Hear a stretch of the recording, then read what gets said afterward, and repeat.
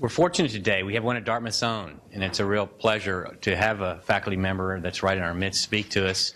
We have Dr. Richard Granger. Professor Granger is in the Department of Psychological and Brain Sciences at Dartmouth. He's an expert in brain modeling. He's published more than 100 papers in peer-reviewed journals.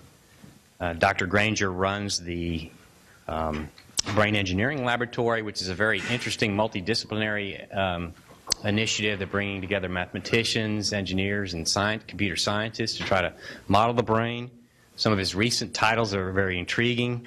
For example, talking about the hypergeometric connectivity hypothesis, as well as models of the thalamocortical system. So he's a real expert in this area. I was privileged to see him talk not too long ago, and some of you might have been at the Polytrauma Brain Symposium. I don't know if it's brain, I guess it's just the Polytrauma Symposium that was here in August that Joe Rosen did, and happened to catch Dr. Granger's talk, so we're in for a real treat today to have him speak. So, Rich, if you're ready, we'll let you have it.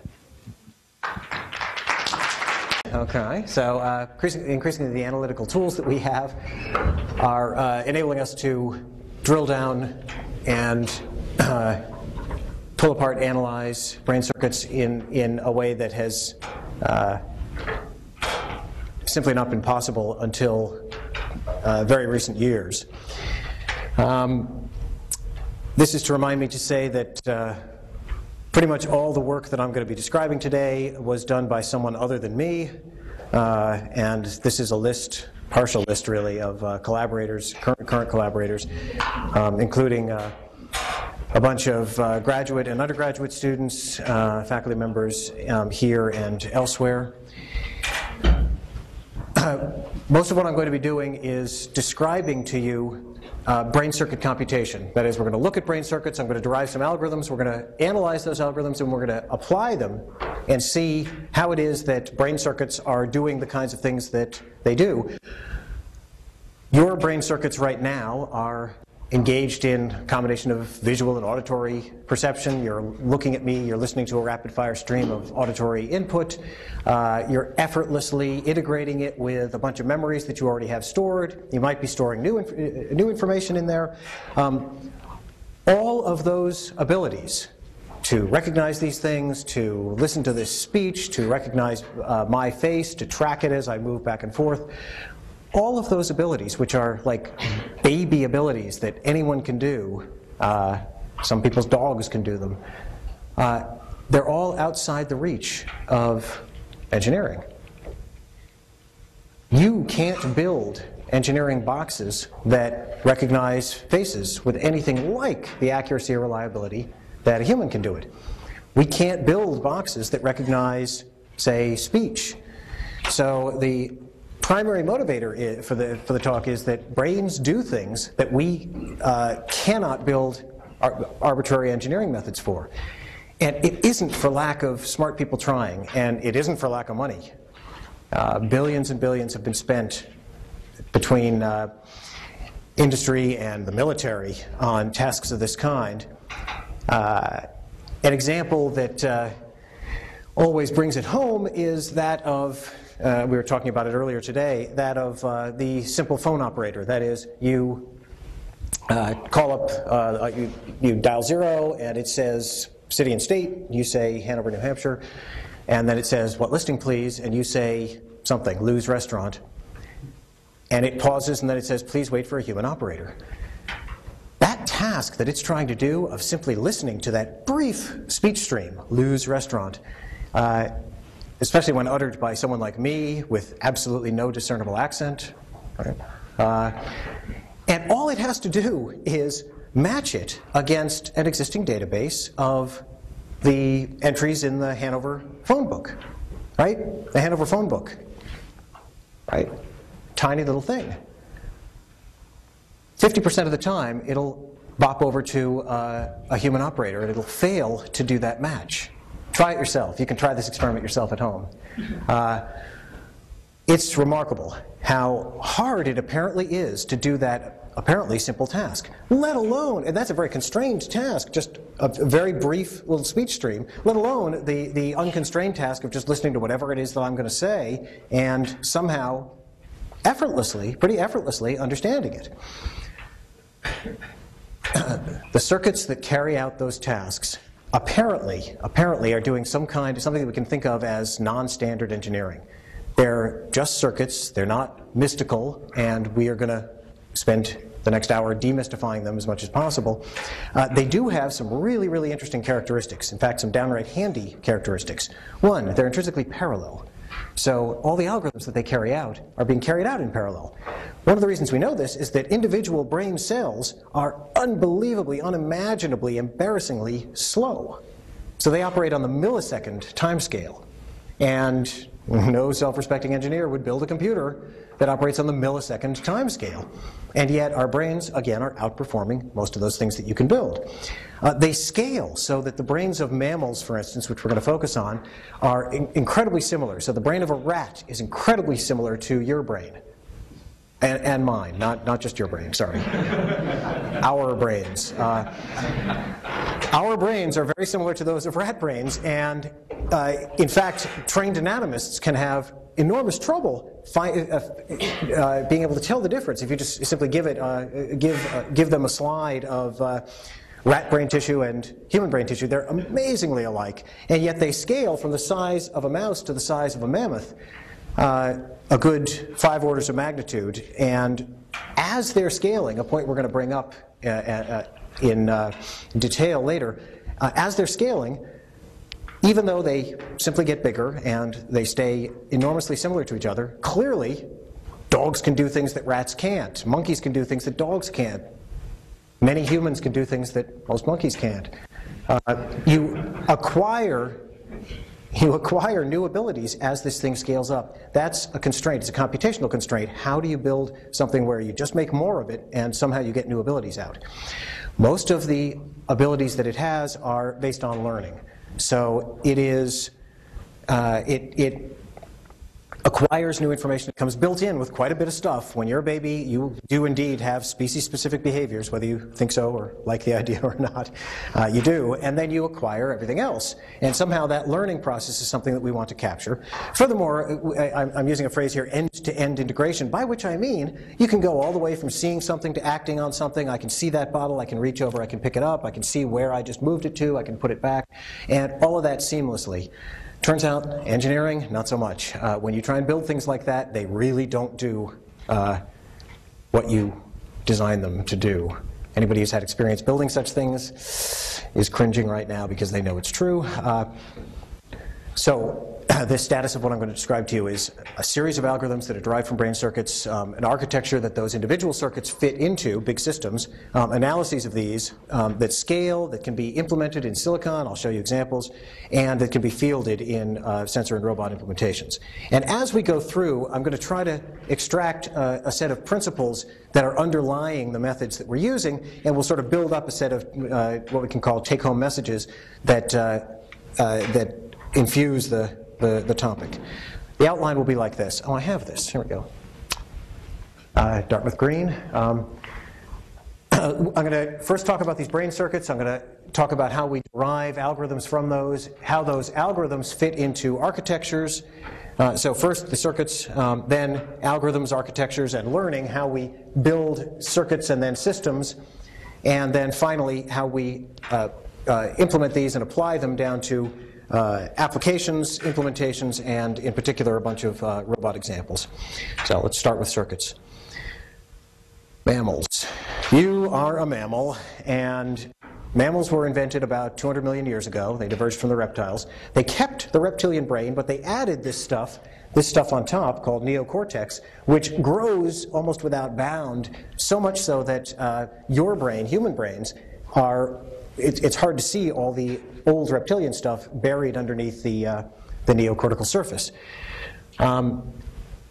So as brains grow, this is a graph just of primates, just of prosimians, monkeys, and apes. And you can see that human brains not only grow large, but they grow larger than you would expect for our body size. So human brains are off the chart. And yet, the things that are inside, the stuff that the brain is made of, all the components from these names for things, neocortex, diencephalon, midbrain, you can see that for all these apes and monkeys, all the components of the brain are right where you would expect them to be allometrically. If you just took a particular brain, scaled it up a little bigger, every little part scales according to the overall scaling of the brain, including human brains. Which says, apparently, there's nothing special about you and me, nothing special about us. We just have the brains of big monkeys, and they're just scaled up exactly as you would expect. That's not what we like to hear. We like to think that there are specialized mechanisms in us. Where does language come from, of all things? Where do our special reasoning abilities come from? All the stuff that we do uniquely somehow, apparently, is emerging from components, brain components, that are simply exactly the same place, connectivity, and size that you would expect from any other primate brain just scaled up.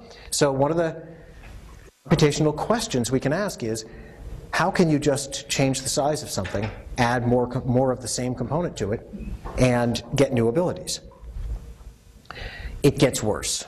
So I know you thought this wasn't possible. As the brain scales, the proportion of it that is dedicated to recognizable, nameable tasks shrinks. So here's a rat, here's a monkey, this is a spider monkey. And what you can see in the rat is that he's got a big touch area, a big vision area, a big auditory area, a big smell, olfactory area, and a little bit of thinking area. Monkey, tiny touch, tiny vision, tiny auditory area, a lot of thinking space, and us, almost all big dark continent of unnameable areas that, well, we have names for them all, but they're not specialized. They're not different kind of material, and in particular, they are not different kinds of circuitry. All those surface cortical areas are attached to that reptilian brain that I described, to this middle sort of gaudy colored stuff in the middle. The striatum, the hippocampus, the thalamus, the amygdala are all tightly hooked in loops to the cortex, and we can build arbitrarily complex models. This is really just almost a scare slide just to suggest the kinds of models that many people, our lab and many other labs, are building.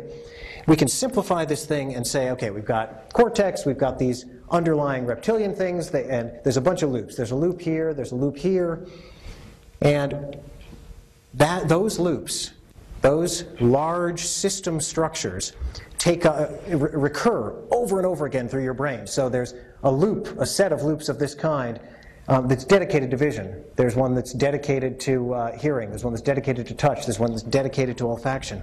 There's even ones that are much more abstract, that are dedicated to tasks that we literally can't even wholly specify and name yet. This brain architecture is the architecture that we want to understand.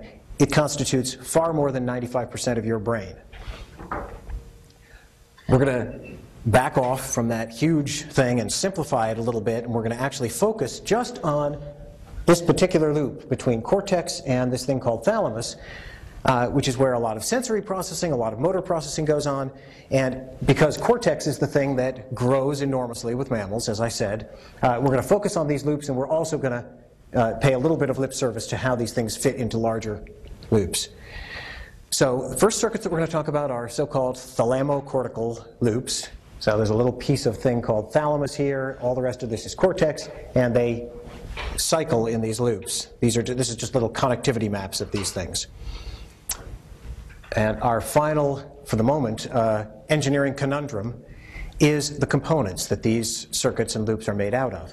They're made from cells and synapses, cells and connections, synapses, and they've got a bunch of biochemistry that helps them, that enables them to run. They send, by and large, they send all their real signals via electrical impulses, and they're terrible at this. Their job is to send messages, and they're terrible at it. They are probabilistic, slow, milliseconds as I mentioned, sparse, very, very sparsely connected, and they're very low precision. They can't carry much information, and they're doing all the job. That's all you got. How's that working out for you? Somehow it is working out. You're listening, you're understanding, you're watching. It's all fine, but it's being done, it's being carried out with little machines, little components that, again, no self-respecting engineer would ever use to build a machine out of. So that was circuits. Let's take those circuits and dive down into them and look at what kinds of algorithms we can derive. So here are those two circuits that I talked about. Actually, in this slide, what I'm showing is the same circuit here, and all I've done is highlight them with this pink and purple color.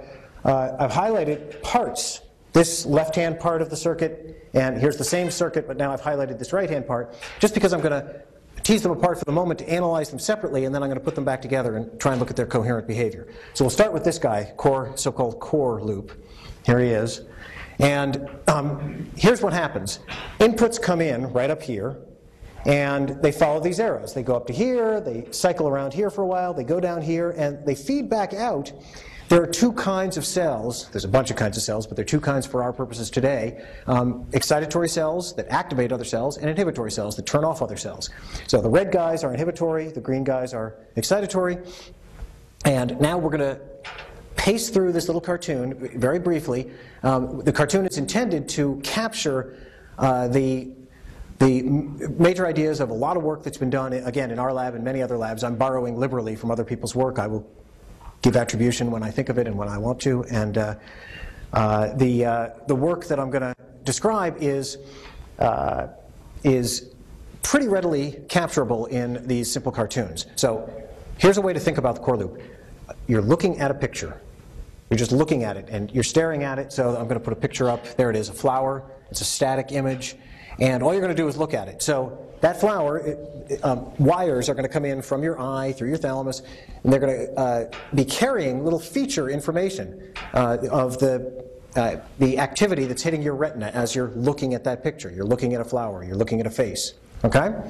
Comes in, and input goes up here. And what this little circuit does is easy to intuit. Again, it's been carefully modeled in many people's hands, many laboratories' hands. What it does is it's got two parts to it. One, first, when these cells are activated, they in turn activate inhibitory cells, which in turn turn off the cells that just activated them. So there's a group of cells here, they activate a group of cells here, and they all get turned off. Negative feedback is a natural phenomenon that we all know and love. And what it sort of says is that somebody will come in, and some of these cells, if they're activated enough, will respond. And whoever responds, they'll activate these guys, and everybody will be turned off. So even though I might be staring at this picture, there'll be a brief response here, and then it'll be shut down. So it's actually engaged in a little competition. You could think of them as competitive cells. And all they're trying to do is respond the best they can. They're trying to find sort of the best responders get recruited. They respond, and then everybody gets shut down. Meanwhile, these inputs that are coming into these cells are connected via little connecting synapses, which we often label as W, and we think of them as weights because they're pushing on the cell. They're determining how much input the cell gets from this input. Every time you see a picture, you have the capability of training those weights, that is, strengthening, making them weightier, and thereby making it easier for the same input to activate that cell the next time. So you see a flower, you train those weights. Next time you see a flower, the same cells will respond even more readily, more quickly.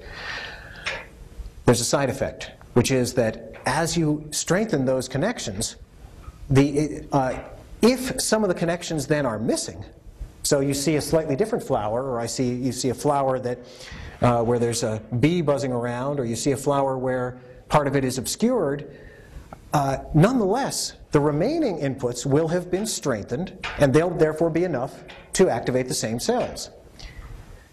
That's learning. The effect of learning, according to that little description, the effect of learning is to enable this cell to respond even when it has slightly different, slightly variable inputs. So here's another way to say that. The effect of learning is to prevent you from making fine-grained discriminations.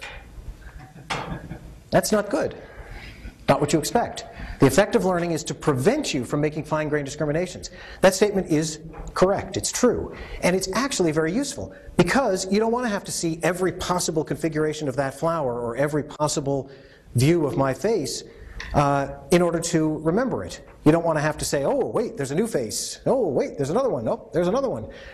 No, what you do is you generalize, and that's what this mechanism is doing. It's generalizing. It's saying, I'm just going to respond face. I'm just going to say, that's a face. That's a flower. Good enough. So it really is doing this, and it's very useful. It's called generalization. You can think of it as the statistical operation of clustering. It's taking anything within a little radius of similarity and labeling it, if you will, all with one name. That's the first feed-forward step in this circuit. Now it feeds down to this cell. It's also feeding over here, which we'll go to in a minute, but it's feeding down to this cell. And notice what it's doing. It's going to another inhibitory cell. So we've got a little cluster name, flower, and it feeds down here, and it literally inhibits, subtracts that cluster, that category name, from the input. All this takes a fraction of a second, and the flower is still there. You're still looking at it. So what happens? It goes right back up, and now different set of cells are going to respond because they're getting very different inputs. What are the inputs that they're getting? The inputs that they're getting now are this flower with the category flower subtracted from it. What is that? You could think of it as the remainder, the differences between lots and lots of different kinds of flowers. A daisy or a rose or a violet. So each of those differences now is now coming in because the category part of it, the flower part of it, has been masked away, and it comes in. Now this guy's going to respond again. So what we've got is an engine that first responds one way, it gives you a little name for something, and then it responds again a fraction of a second later with a completely different piece of information. So you're just statically looking at this flower, but your brain is going, flower, something else, and that something else is a subcategory. Saying flower with white petals that are thin, for instance, and a yellow center. And then that one gets sent down and subtracted, and it comes up again. And there's a set of physiological rules for, that is, the operating rules for these cells that determine how long you can cycle on this thing before you'll stop. But essentially what you're doing is you're building a little hierarchy. You can't help yourself. That engine just all by itself is building a little hierarchy. So first it says flower, then it says red flower, then it says rose. Or it says white flower, and then it says daisy. Notice what it's doing. It's reusing the same components over time, successive iterations, to get high precision computations. It's successively giving you more and more detail about the object that it's seeing simply by performing the same operation on a subset of the input. So it's one way of getting high precision computations from low precision components. We can write it as an algorithm now. We can simply say, oh, well, you've got an input. We're going to find the set of competitors that respond, and we're going to train their weights based on a little formula that will actually move those weights closer to the input that they've trained on, and then we're going to subtract all those responders from the input and do it all again. Having understood this thing, we can now apply it to anything we want. So let's take a little brief auditory input now, not really time varying, just very brief. A, B, C. These are the cues we fed to it. In this case were a graduate student just talking into a microphone and giving these very brief utterances. A, B, C, D, like that. Notice what the first response of the system is. They're all alike. It's essentially saying, speech sound. That's what I hear. Speech sound. That's all I care about. But on the very next response, it's essentially moving the origin from way over there to right up to the center of the cluster, and it's now giving you different responses for AJK kinds of sounds versus EGC kinds of sounds, and if we do it again, you'll eventually get voiced CG kinds of sounds versus unvoiced EBD kinds of sounds. And again, you're building a little hierarchy, and you're traversing that hierarchy iteratively over time to say first sound, BDCG kind of sound, and eventually the letter itself. And again, high precision computations. Our first take-home message is that one way to generate high precision computation from low precision components is to reuse those components over time. These loops do this over and over again. It's one of their principles, if you will. Once we've reduced this thing to an algorithm, as we have, we can simply do what any good computer scientist will do, which is analyze it for its costs, its time costs and its space costs. What we find is it's performing a task. We can compare this algorithm to lots of algorithms out in the literature. It's doing a thing called hierarchical clustering, and hierarchical clustering is a very popular set of algorithms. It is it's something in which there's a lot of competitors, lots of different hierarchical clustering algorithms. This one turns out to compete extremely well, just this little brain algorithm competes extremely well with the best hierarchical clustering methods that are out there in the literature, which is very surprising. Essentially, it's linear in the amount of space that it needs to learn some given number of cues of a particular dimensionality. And it's better than linear in terms of the amount of time that it takes, the amount of time ticks that it takes when it's implemented in an appropriate parallel implementation, such as brain circuitry or actual silicon that we can construct. All that was this one here. Now we're going to go to the other half of the circuit, matrix loop, and we'll be much more brief. I'm going to get increasingly briefer as we go through successive circuits. So let's look at this matrix loop now. First thing to notice is it doesn't get any inputs of its own. So the inputs, remember, are coming in here, and its only inputs are fed back from, what was this thing up here? Category names. So category names going down, they were going over to here, and they also go over to here, and now they're being spread out. And you could think of the operation that's going on when they feed down to here and then spread way up to here. That operation can be thought of, can be modeled as a particular kind of hashing. That is, it's trying to give very different codes, very different responses to even very similar inputs. So it's almost doing the opposite of what the clustering mechanism was. Anything even slightly different that comes into it, it's going to spread it out and give it a different name.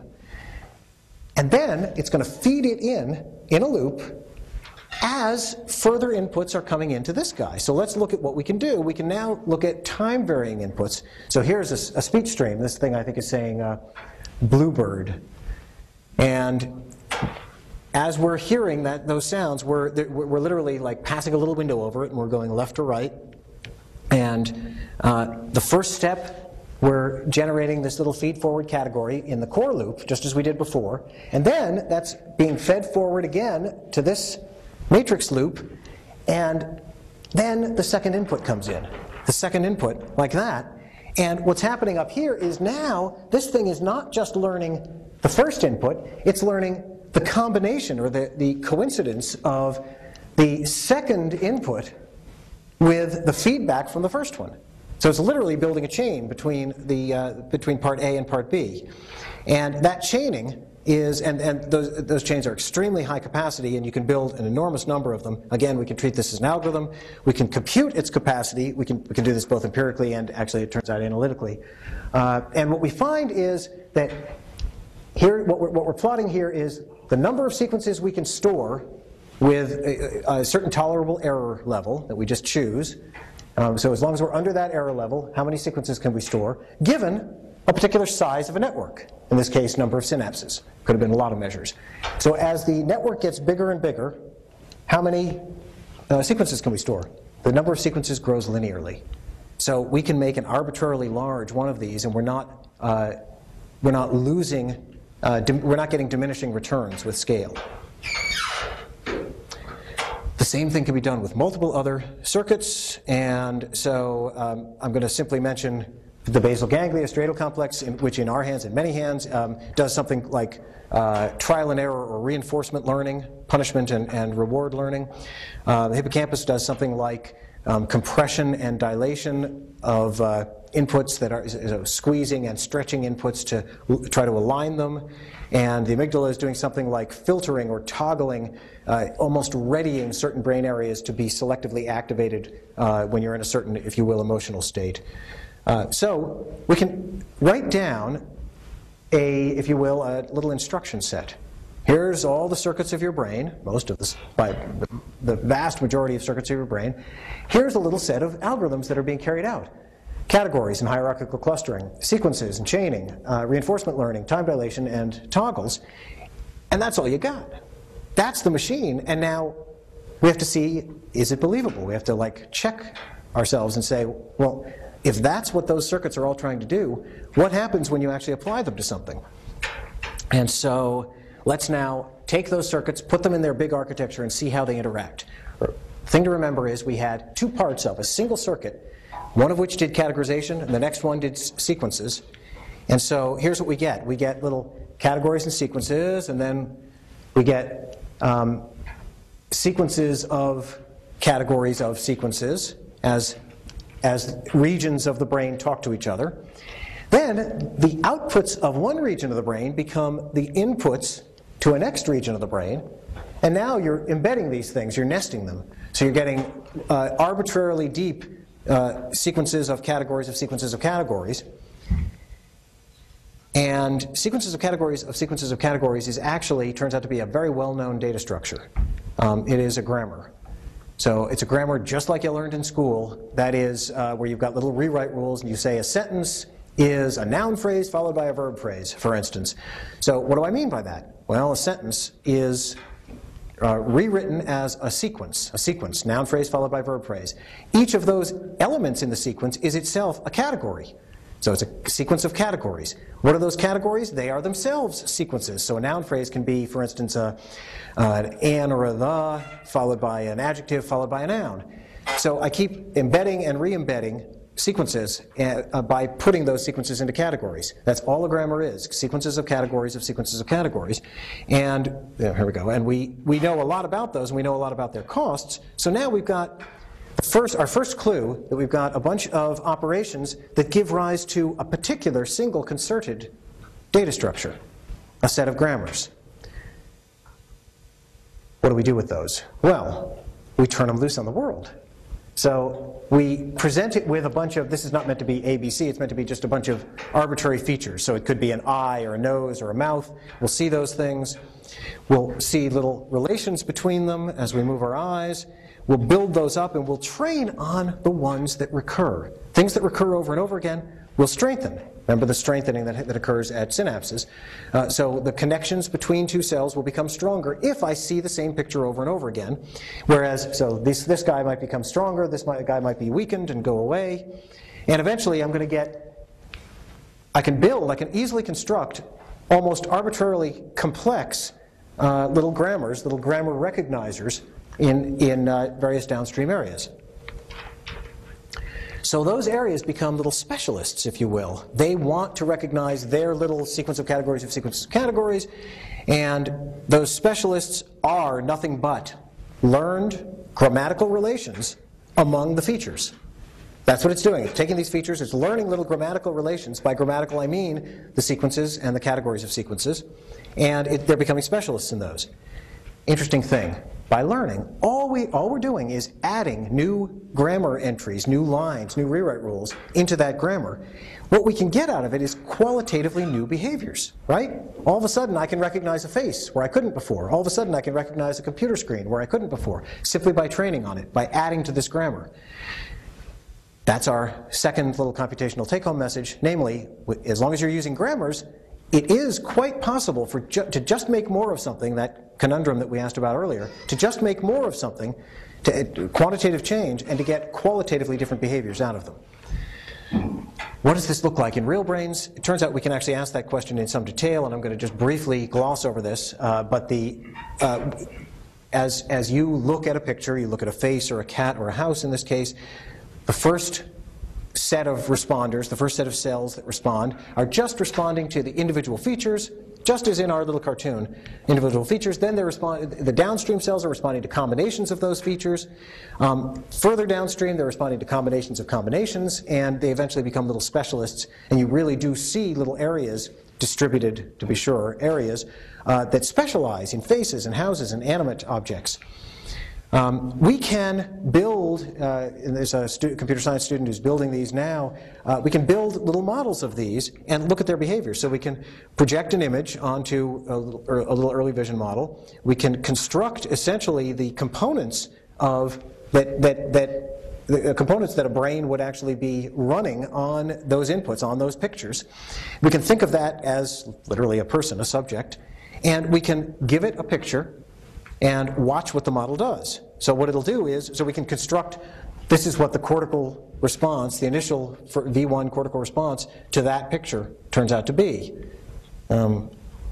which is too bad. This is pretty, that's ugly. But interestingly, we can ask a question, which is, if this actually is a representation that's capturing information that was in the input, are we holding on to information? Can we reconstruct the image from that input? And it turns out that there's a bunch of experiments that have been done, and again, this is James Hughes' work, and he's replicated the work of a group called Kamatani and Tong, showing that we can actually reconstruct some of these. And interestingly, he can also reverse the process and just pretend there was an anti-brain, if you will, that could project the other way, so that once it goes into V1, he projects it back out and says, let's see what the picture would look like. The picture will look different depending on how many voxels, how many volume pixels we actually look at in a brain.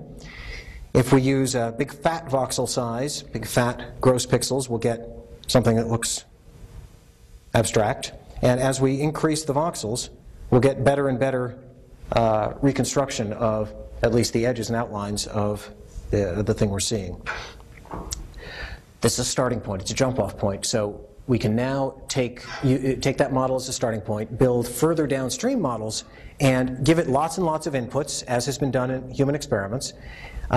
Look at the voxel responses that the model gives and compare them with the voxel responses that humans actually exhibit, and look at the structure of, when we give it lots of houses, are they similar to each other? When we give it two animate objects, humans and cats, are they similar to each other, as they indeed are in our brains? Will they be in the model? That's a question that James and I and a number of other students are asking right now. So our third computational take-home message is, the models are, at the moment, exhibiting characteristics that are at least consistent with neuroimaging data. We hope to make them more than consistent. We hope to make them predictive, and there's a lot of work that's going on right now that is in progress on that. So that was learning. Now we're ready. We put all these things together, we have these components, and what we want to do now is say, that's a brain, that's a model for an entity. What can it do? Let's go right back to the task that we started with, which was the automated telephone operator. Let me see if I've got sound here. Yep, I do. So, so this is a spectrogram that says blue. Oh. Blue. And this is a spectrogram that says blue. And they're just two different utterances, blue and blue. And you can see that just that tiny difference makes, you can see a bunch of similarity between these things. It's got sort of the same little, whatever, striations here. It's got some of this stuff. But they're different, right? This one's stretched out more. This one has much more readily seen striations. This one has a stronger response up here. This one is weaker. Bunch of differences. What's the task? I'm sorry? What's that image? Oh, good, thank you. So what I'm looking at, great question. What I'm looking at is, this is a thing called a spectrogram, and all it is frequency on this axis, time on this axis. So I'm looking at what frequencies, and the colors are the power in each frequency domain. So I'm seeing that there was a lot of low frequency here, then there was suddenly a few frequencies, including some high frequencies, then it all went to low frequency, and then suddenly there was a little burst of multiple frequencies, and that was the sequence across time. And that was just about 100 milliseconds, 150 milliseconds, okay? So the task that automated operator is trying to do is essentially to match this against that. It wants to know that whenever I say blue, whenever anyone says blue, that becomes a spectrogram-like input, and I can match it. I should be able to match it against a database of other spectrograms that I've already stored. Yes? That's the task that we discovered was apparently pretty darn hard, because it's the most expensive, one of the most expensive objects on the planet, and it can't do the task at least half of the time. It's interesting, you note that they're actually getting a little bit better every year. They're doing something incrementally, hammering away at the task. And yet people just get extremely good at this task very rapidly and stay good at it. Here's the question. If we apply these supposed brain circuit algorithms to inputs of this kind, what will they do with it? Will they match, for instance? No, they won't match. What they'll do is just what we described. They'll look for little categories of features. Here's a category, here's a category, here's a category. They'll look for sequences of those categories. So here's a sequence, here's a sequence. And then they'll feed those downstream, and they'll look for, so here's this down to this, and here's a sequence of sequences, or a category of sequences of categories. And then here's a sequence of sequences, and here's a sequence of sequences. And it's just by hearing a bunch of utterances of the word blue, it's capable of simply building, it's actually ignoring a lot of the detail in the spectrogram, and instead of paying attention to all the detail in the spectrogram, what it's looking for are the relations among features. It's like it's fishing for certain features, and when it finds those, it just wants to use them as landmarks. And then it says, okay, here's a landmark, it's in this relation to this other landmark, and that's all I'm going to store, that's all I'm going to remember about this speech sound. The intriguing thing about looking at these is that this thing you can match. Now you've got a skeleton of those sounds that is quite possibly will succumb to matches between blue and blue and blue and blue that will be a lot easier, both computationally less expensive and more likely to actually find a hit than trying to match all this enormous amount of detail, which is what they're doing. So right away it's suggesting something. It's saying, it's essentially saying two things.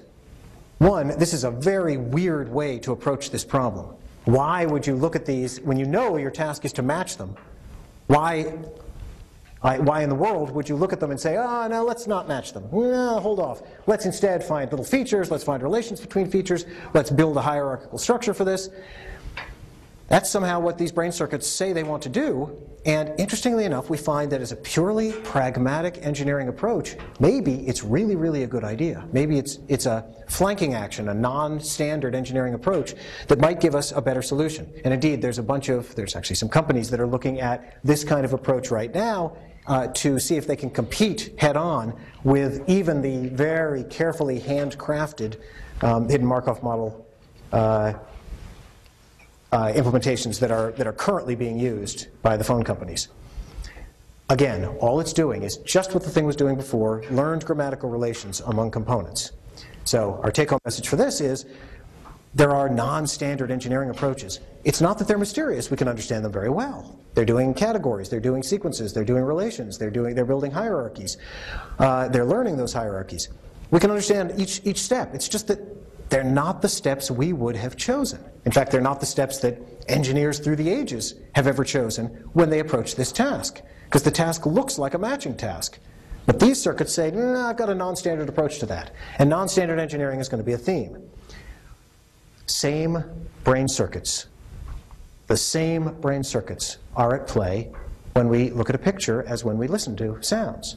So now we've got to ask the same question. We can look at these things called captures, which are little, squirrely-looking letters that everybody's seen on the internet. You have to type them in to... Why do you type them in? Oh, yeah, to prove that you're not an algorithm, right? You're doing it to prove that you're human. Everybody's seen these things? So you have to... Access to certain websites is gated by you have to look at this thing and simply type in M-U-L-O-N-O-L. Interestingly enough, the reason that they do this is because the computer vision people have failed to write algorithms that can take a look at that and see what the letters are. That's the only reason they're using these. Purely pragmatic. Uh-oh. It's a comeuppance. We're talking about computer vision, big, huge, extremely well-funded field, many of whom are probably here, and I'm deeply insulting them now. Sorry. But I've been in this field myself. It's a real comeuppance. It's saying that whatever approaches we've been using to do handwriting recognition, to do character recognition, is not general. It doesn't extend to these kinds of inputs. Now, by the way, there's a furious activity out there in computer science, carefully tailoring more new vision algorithms so that they can do some of these things. They're getting better and better at them every year, which is why these things are getting more and more squirmy every year, so that they can outwit them. But the important thing is not that they can get better and better at it, but that they have to hand tool it every time. Whereas there must be some approach that we're using, which is simply looking at these things and seeing, oh yeah, they're squirrely, but they're letters. Again, we asked the question, what would those brain algorithms do if you simply put these things in as inputs? Now, this is work by Andrew Felch, where first what he did was a front end of, there are some specialized mechanisms way out the periphery. Remember those little colored areas of the first few visual areas, the first few auditory areas that do different specialized things. And then it just starts to find little features. So I've color-coded them here. So we've got a feature here and a feature there and a little relation between them. A feature here, a feature there, a little relation. I think I've got a close-up. There we go. Right. Certain little relations between, so little sequences of categories and little building up sequences of, here we go. So now we've got sequences of sequences, sequences of sequences of sequences. We can build these up and use those landmarks. That's all it's doing. Instead of trying to match this squirrely thing against some stored version of an A, instead it's extracting these little landmarks and saying, I want these landmarks, I want them to be in this relationship to each other. Let's see if those match something in my database. And indeed they do, and this thing is quite good at recognizing things as A's. How's it doing it? Again, exact same thing, learned grammatical relations among components. So, another take-home message, brain circuit methods that are applicable in one domain often are applicable across very different domains, all the way from, in this case, for instance, sound to vision. A more challenging task, this is from a database of so-called wiry objects, that is, objects that you can see through. So, these chairs, these Dartmouth chairs down here are wiry. You can see the background, you can see the floor, you can see the wall. Every time I turn the chair, the bar stool, it's going to give me a different view. But what do the brain algorithms do when they see it? So these are notoriously hard for vision algorithms. What the brain circuit algorithms do is they find little features, they find little relations between these features. This is, again, Andrew Felch's movie of a system learning a couple of layers, just 2 layers, of the features that it thinks occur in this bar stool. And having learned a bunch of them, it now searches a scene, a lot of which it can do in parallel. So it's searching for the bar stool over there. It's going to have a red box saying, nope. Another red box is going to appear. Nope. Now a green box is going to appear. It's going to say, yep, I found the stool. And again, it's doing it. You can see how it's building up doing it. It's looking for little features, looking for relations between them. It can do this while things are moving. So here is a standard approach to just looking at individual features. And the colors, every single time it changes color, that's because it thinks a new feature is there, as though the whole car had been taken away and something else had been put there. It's a straw man, to be sure, but it just shows how hard it is to keep recognizing the same object as though it were stable when it's actually moving. The next movie is taking relations between features, and it's saying, even though that's moving up, I still see a little configuration of features, configuration of features, configuration of features. And so I can actually see the object as stable even while it's moving. We can build these up even larger. So I built a vision and an auditory system. Now let's build them up into a motor system. This is a little learning artificial bot. We have a real one in a minute. It's trying to learn to stand, not doing a very good job. This one is going to learn to stand, or it's already learned, and now it's just exhibiting its learning. And now let's take those and let's talk about 2 kinds of things. We've now got engines that can do useful perceptual tasks, can do useful motor tasks. We're about to put those together into robots. On the way to putting them together into robots, let's look at how we can take advantage of the fact that they came from circuits, they came from brain circuits. We should be able to implement them back into hardware. And indeed, they have these same very happy characteristics of brain circuits, namely, extremely brain-dead, simple learning rule. Very low precision connects. Now all these things that were embarrassing before are extremely attractive, because now we know that we can build algorithms that are useful out of these. And now we want to build those algorithms out of crappy components because it's cheaper to do that. Yes? Wouldn't it be nice if we could build algorithms of this kind and use inexpensive, cheap, low precision, crappy components to do so? Yeah, I could make money on that. So, low precision connects, very sparse connectivity, modular components repeated over and over again. So, simple learning rule that just increments and increments Very low precision connects, so all we need is like, in this case, a little floating gate. We can build those in very sparsely to just a set of crossbar interconnects. There's a bunch of labs that are now doing this kind of thing.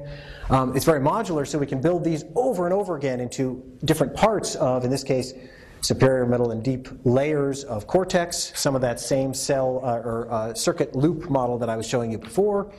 And we can then build those into large-scale integrated circuits, and what we've done is, so there's a lot of work that's going on taking those characteristics and trying to build special purpose hardware that can carry out those intrinsically parallel algorithms. In the meantime, what we've done is take parallel machines like the IBM Cell machine, which is also the Sony PlayStation 3. Can't imagine why it's far better known as the Sony PlayStation 3, but it is. And we can use the fact that there are a bunch of separate CPUs in that and try to spread some of the operations across those parallel machines. And we can also do this with FPGAs, and a group of us, a collaborative group here at Dartmouth and in Irvine, built some of these, and what they found was they got a speed up of 2 orders of magnitude immediately, just embedding one of these vision algorithms. In fact, exactly that vision algorithm that I showed you that looks for bar stools.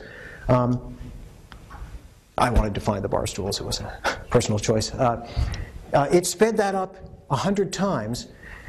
And furthermore, in terms of power usage, it got something on the order of a 2,500 times improvement per watt that was used.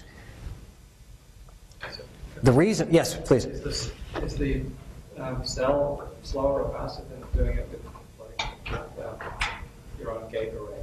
Oh, good question. Is it intrinsically parallel when the gate array does things in parallel much more than you could do with even a core machine? Yeah, the FPGA is better to do this with if you can do it. It's not you know, the fastest piece of hardware in the world, but it's got a lot more. You can put together a lot more processing elements. So the more processing elements we have, the better off we are, because the algorithms themselves they're not serial and trying to be parallelized. They're just intrinsically parallel. Right. So I should call out the fact people have been trying to build parallel machines for a long time. You probably, many of you have quad-core machines, right? You've all heard the little phrase, quad-core machines. If you don't have one, you wish you did, right? But quad-core machine is a machine that has 4 CPUs in it instead of the one that machines used to have a couple of years ago. Here's a question for you. How comes it isn't 4 times faster? Right, seems like ridiculous. Oh, Granger, why are you asking such a silly question? But it's not a silly question. Turns out that there are ways that you could program such a thing that it really would be 4 times faster. It's got 4 CPUs in it in place of 1. Why isn't it 4 times faster? It's because the software you're running on it is intrinsically serial. And it's really, really hard, intractably hard, to take intrinsically serial steps in an algorithm. That is, steps where one step depends on the output of the step before it. So they are inherently serial. And try and spread those out among a bunch of processors. You simply can't do it because this guy is just sitting there waiting for the output of the one before it. So most of these parallel machines cannot take advantage easily of serial programs. They can't, serial programs can't take advantage of parallel hardware, because we don't know how to spread them across parallel machines. And it's not for lack of trying. Again, it's another one of these things where lots and lots of people are working on this. But when you have an intrinsically parallel algorithm, that is one that started off without these serial dependencies between steps, then you can very readily spread it across parallel machines, and we can really demonstrate the power of that. So it's the intrinsic parallelism that enables these great gains. Just as a side note, and just to toot the horn of the students who did this work, there was an international competition for programming the cell clusters just last year in 2007, and there were 80,000 entries to the competition. That's a lot of hackers out there. 80,000 entries. And these guys, Andrew Felch and his group, came in first place. Go, Andrew. Intrinsically parallel algorithms can directly take advantage of direct hardware implementations. And that's an extremely strong statement because most algorithms cannot do so. let's now go the last step up to robots. So some of the work in our lab has been to try to build an appropriate platform for taking these brain algorithms and being able to make use of them. What we want is something that is reconfigurable, where it can have lots of different configurations, just as we do as we're growing up, and are very sensor-rich. That is, you've got lots and lots of sensors, so it's got inputs to learn from. Most robots, you don't realize this, there's these fabulous robots that you can buy out there, and they'll dance, and they'll do a head flip, and they'll do all sorts of things, but they have no sensors. They're not listening to the world at all. They're doing pre-programmed little moves, very careful motor moves that aren't in any way connected to sensors that are coming in from the world. These things that these guys are building are very sensor-rich. They're full of sensors. They're reconfigurable. So here's one with legs. Here's one with a track. And we're trying to put them into situations where we can now see how well they can learn complex sequences of both inputs, just perceptual inputs, and complex interaction between perception and motor behavior. Here's an example, a very, very simple, dumbed-down example. If I show it a 2, like that, it can learn to recognize that 2. We saw that it could just do that. It could learn to recognize an A a few minutes ago. It can learn to recognize a 2 just the same way. Having recognized a 2, can it draw a 2? It's an interesting question. You would think, well, sure, if it can recognize it, then it knows what a 2 is, and therefore it can draw it. But what actually happens is something like this in this cartoon. Even after it's seen lots and lots of 2s, and it knows the variability that occurs in things that are the number 2, nonetheless, the representation that it builds only has those few landmarks, remember? It's ignoring much of the input, so it's looking at those landmarks, seeing relations among those landmarks, and that's all it knows. When it tries to draw one, not so much. The reason is a very good reason, a very real reason. Namely, the thing that it's using, that it's taking advantage of to learn the 2, is hurting it when it tries to produce one. Interestingly enough, what we're trying to get it to do is to look at, so it just produced this, now it can also look at what it just produced, right? It's right out there, it can look at it, and it already knows what it was trying to produce. It knows, I was writing a 2. These are the 2s. This is what I just wrote. Mismatch. And it can use that mismatch to train itself without any extrinsic input so that it can say, well, here's where I thought these features were, here's where they are in the input, and incrementally it can try to get better and better at producing the outputs. A couple of take-home messages. Recognition representations, that is, representations that work to recognize things, are not sufficient to produce those same things. You have to actually add quite a bit of richness into the representation in order to actually produce things. And another way of saying that is that for some tasks, for many tasks actually, in order to learn those tasks, you actually have to interleave some perception, some motor, some perception, some motor, and you have to go back and forth. So here's the robot now having acquired the ability to move its head to track an object that it's been told that it likes, an object that it likes, this little red ball. Oh dear. Here's this is just a mock-up of the robot being trained, but not yet learning, but at least we're trying to teach it to make difficult movements that require it to pay attention, to see what it's doing, and then to coordinate its motor moves with that. The same thing can be done in this example.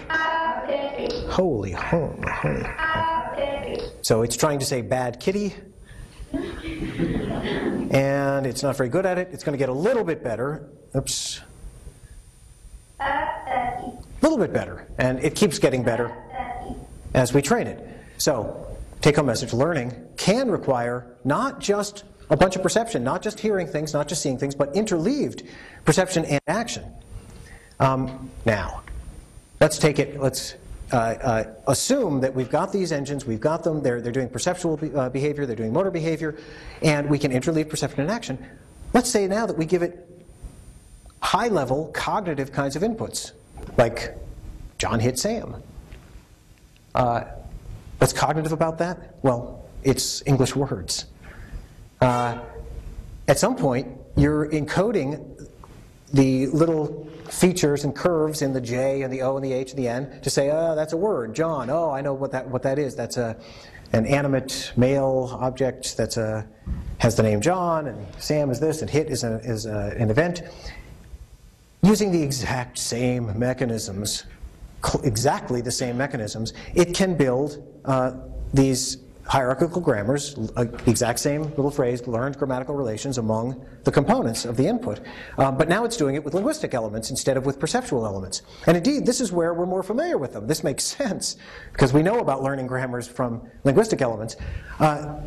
What's interesting about it is it's the same mechanism as we're using for perception. So it's not that, it's another one of those conundrums we had early on. How is it that we don't, that humans have this ability for language, and yet they have the same brains just scaled up as other primates do, and in fact as dogs and rats do? Possibly it's simply by building deep enough hierarchies to get to the point where these become cogent inputs, and if you keep building them, you build up linguistic hierarchies just as naturally as you build lower-level perceptual hierarchies. And that's a hypothesis that we're currently actively pursuing in the lab.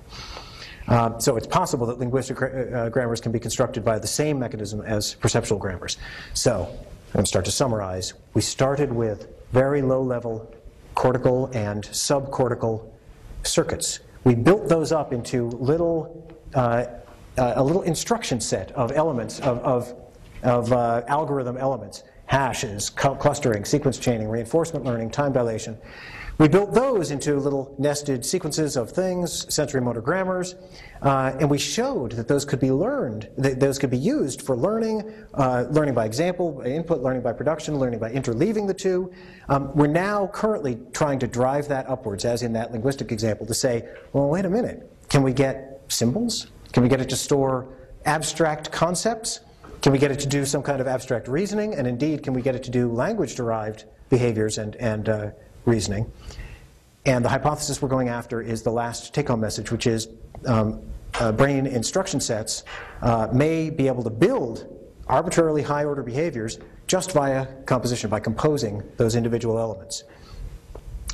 So I took you through circuits, algorithms, architectures, and learning, and then some example abilities. And I gave you a bunch of take-home messages. High-precision computation, quantitative changes that give rise, right in front of us, quantitative changes that give rise to qualitative changes because they're grammars, models that are predictive of some current neuroimaging data, a whole host of non-standard engineering approaches, that is, very easily understandable approaches, but weird flanking actions, left field kinds of approaches that you wouldn't ordinarily think of given the task, like matching.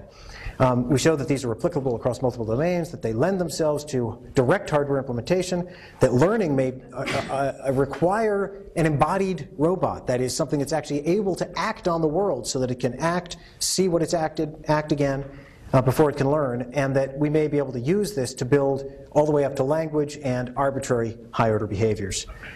There's a lot more information at our website, and if you have thoughts about this or further questions, we'd be glad to field them, and I'd be glad to field questions now. Thank you very much.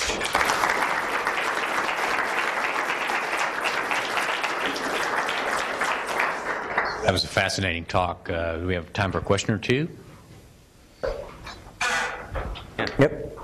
So early on, you presented these circuits. Mm-hmm. You had this X, and you had one loop and a second loop. Good. I assume there's there's millions of repetitions, so each of those wires represents millions of connections. Yes. Right. But it wasn't clear how you know that writing that down. You even wrote some code that simulates what you think is going on. Right. Why that can handle this hierarchical composition of sequences and categories. But it's not obvious, because people have been people have been doing neural networks for a long time, and good question. Why you write down a mathematical formula for how some inputs are going to affect other outputs? Right.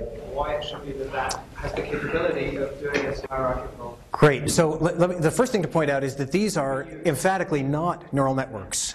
They should be, and we should be able to use that term neural networks because they're networks of neurons, but the term neural networks got misappropriated early on to refer to a tiny little suite of algorithms. And those are the only ones that anybody ever refers to as neural networks. And you're quite right, they're extremely limited. It's worth pointing out that they're also very valuable and they apply in lots of domains, and people have made a lot of money off them too. But they only do certain things. Among other things, they do not build grammars, they do not build sequences, they do not build relations. It's not the case that they have hierarchically organized architectures. So in this case, the output of one area is the input to another area. And that typically doesn't happen with normal neural nets. It does in a trivial way. If you have, again, it's because all it's doing is very simple algorithms. It's not building data structures of this kind. If you build data structures of this kind and provide the outputs of one area to the input as input to another area, you very readily actually get these data structures nesting. It's not mysterious. So it's really just, the only reason it happens is because these are different algorithms, and those algorithms are, again, not mysterious. They can be easily written down, and when you wire them up in this upstream, downstream, further downstream fashion, then these things just fall out. The hierarchies just fall out. There's code of this kind that's out there available to anyone who wants to play with it and run it. So is there any limit to the number of levels? It's a great question. Is it limited by the number of the parallelism you have or something? It's limited by the parallelism, by the number of elements that you've got in there. It's also limited by the depth that you can go to. Possibly until you can go to a certain depth, no one knows how deep that is, until you can go to a certain depth, maybe you can never make it build language, for instance. Maybe. What if you had bigger brains than humans? Maybe they'd learn things that are more complex than language. We don't know what the limits on these things are. We're inferring from the constraints that we see in biology, but we simply don't know how to quantify those, where those stop. And I think that's a great question. We really would like to know the answer to that. Yes? So if you forget something, the process of forgetting can give you room to put in, say, more levels of hierarchy? Great question, great question. So, right, you're asking in part a capacity question, which is how many of these things can you store? One of the things that neural nets, for instance, do is they constantly erase things that they learned before as they're building new things. So a lot of training has to re-look at the same objects that it saw before over and over again. These things, by and large, and actually there's a fair amount of evidence that suggests that most biological synapses may actually not erase. Now that's just wrong. That can't be right. Why can't it be right? Because you'll run out of them. Right? If you just keep adding new synapses and keep incrementing weights, eventually you'll hit some ceiling and all the synapses will be used up and you won't know anything anymore. So surely that notion that we only increment synapses has to be wrong, except for one thing. Let's calculate the number of things that you actually learn. Turns out you can easily do that. Let's say you learn, we were just doing this earlier today, let's say that you learn one new thing, pick your interval, every second, every 10 seconds. One new thing every 10 seconds for, say, 10 hours a day, for 24 hours, 10 hours a day for some, pick your number. These will only change by, maybe an order of magnitude, nothing more. 10 hours a day, 365 days a year, 100 years. Let's use that one. One every 10 seconds, 10 hours a day, every day for 100 years. Huh? 10 to the 8, right? Yeah, so it's about 50 million items. That's a tiny little number. How many synapses you got? By some estimates, 100 trillion. With a T. It's perfectly possible that you are using up these things and that if you kept learning for a few thousand years, you'd eventually run out. It's possible. We don't know whether biology is kludgy enough to operate that way, but there's plenty of reason to think it might be.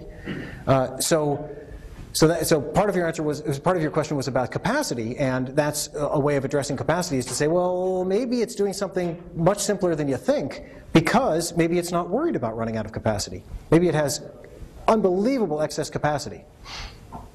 Does that help address it? Yeah. Yes. The final representation, for example, for an A, unique. Good question. Well, so by and large, no. Another student, Andrew's working with him, but Ashok Chandrasekhar, who's building one of these vision systems, is finding that if he looks at the same object in a bunch of different ways, in a bunch of different settings, sometimes he'll end up building a separate representation, for instance, for the same object. And there's no problem with that. It doesn't care as long as it can recognize that the object is there and it can connect those up somewhere downstream. It doesn't have to try to shoehorn all those into one single representation. And to go the other way, which was really your question, it doesn't have to say so here's what will happen. When it first learns an A and a D, they'll be the same thing. And it won't know that a D is not an A until you tell it that a D is not an A. And you say, see, the longer thing on the end of the D, that means it's not an A anymore, right? Visual aid, A, D. You have to tell it. Otherwise, those might have been, there might be some written language in which those are the same letter, and you don't care about the length of that thing, right? But it turns out in our language, in our alphabet, those are different. And so we have to actually tell it that. And so it first has to, it will make errors, and then based on the information, it'll actively look for features that differ between the two, and then it'll find separators for them. So it'll go through phases where things are non-unique, and then if it has to, it tries to make them unique. Does that help? So yeah, so if it knows what an A looks like, and it wants to sort of randomly try to figure out how to draw an A, could it come up with something that's totally different than an A and say, yep, I got it? It could, and initially, again, it does. Someone has to say to it that that's not an A. And one of the things that happens is we don't realize we're doing it, but we never get lots of examples of not quite A's, right? That doesn't occur in the natural world until we create them, right? When we try to write an A as little kids, we create a whole bunch of near-miss A's. And it's only because we got a teacher that says, nah, not so much. That's when you recognize that you have to add constraints to what you thought was a perfectly good representation. Yeah. Yes. It's the importance of using embodied agents. Right. But then they're dealing with, and that's an environmental response. Someone telling you it's the wrong A. That's exactly right. So not only are you getting that response, but you might have to actually produce some of those. And so a lot of what we keep finding is that a lot of learning won't proceed in anything that we'll recognize as a normal way unless you can actually interact with the world, which is weird because you would think, it's one of these philosophy questions. If a little baby grew up behind a glass partition and got to watch the world but never got to act on it, would it grow up to be a Dartmouth student? And that came out wrong, didn't it? But what I mean is, can you learn all that you need to learn about the world just by observing without actually acting on it? There's a lot of reason to think, no, you cannot. And the answer to that question is still unknown. It's still an empirical question. We don't have any theoretical way to approach it. But it's a troublesome empirical question, because if we have to do that interaction with the world to learn, we're going to have to build these embodied agents. Yes?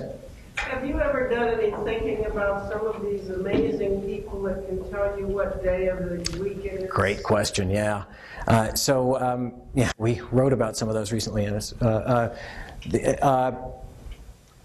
The simple answer is we certainly have thought about these things, but most of the work that we're doing is way below the level of even individual differences. We don't have theories of, and theories barely exist anywhere in the field, of what it is that's different between this particular Dartmouth student and that particular Dartmouth student. If there are two people who are very much alike and have similar abilities and they're different, what are the differences between them? What causes those differences? There's some nature, there's some nurture, there's some interaction between the two, there's some developmental period, critical period things. So we're not remotely yet at the level where we can talk about individual differences. We would be happy to build just one entity and have it be the human for now, and have all of them be alike, and we wouldn't know how to give rise to individual differences yet. And that's a concern. It's something that we're very interested in studying. Actually, a lot of the field of psychology is also interested in studying it, and neuroscience is interested in studying it. The data on it are still beyond our reach.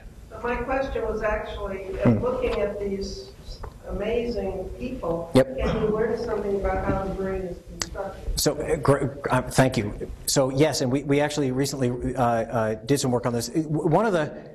You get constraints from this. How is it possible, for instance, that you break something, you think of it grossly, coarsely, you break something in the brain, and what you get is somebody who becomes, an automatic concert pianist, right?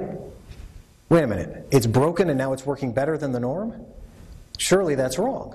Or you break something in the brain and now you have somebody who can, count all the toothpicks that his brother just dropped on the floor. Anybody seen Rain Man? Right. What is that? That's a brain that's like supposedly malfunctioning, right? Non-PC thing to say, but you could say it, and you're getting it wrong if you think it's malfunctioning, because it's doing something that the so-called supposed normal brain is not doing. It's a great set of constraints, because what it's suggesting is there are hidden mechanisms under there that are just waiting to be unveiled that we're clamping down on. We don't want to be able to have that ability because it's giving us some additional ability that is of some other value to us.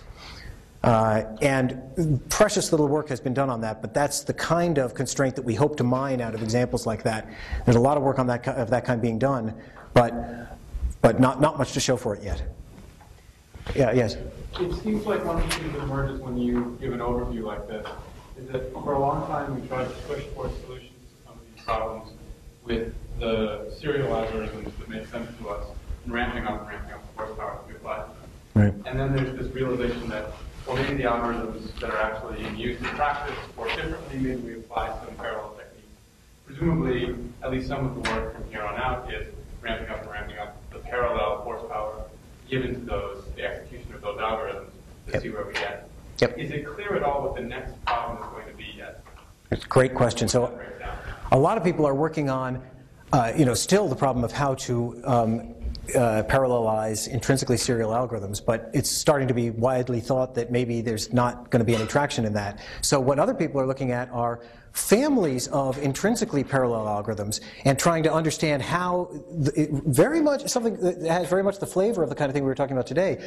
Are there families of intrinsically parallel algorithms that we might find have compositional relations, that we can compose to build new kinds of algorithms that we're not used to, maybe actually groping towards a new non-standard engineering vocabulary that will enable us to embed these things in parallel. There are some big efforts going on right now to build suites of parallel algorithms of that kind, and machines, hardware machines that go with each one of them. There's a bunch of these. There's a bunch of companies that are feeding into this, and there's a bunch of academic units that are collaborating with those companies to try and build these. So specific tasks, I don't even think I'd venture a guess, but some of the kinds of things we're looking at now, because we keep butting right up against them, things like sensors. If you've got lots and lots of parallel sensors and you want to integrate those sensors, you spread a bunch of things out across a city, for instance, and you want to see, is there a traffic jam? You could do all that very rapidly and efficiently in parallel if you knew what algorithms to build, and there are people working on tasks like that. So there are urban engineering tasks, there are sensor tasks, there are a bunch of military tasks, there are a lot of psychological and neuroscience kinds of tasks like perception and action. That would be a reasonable first shot. And that's a good place to leave it. Yes, it is. Thank you so much. A fascinating topic.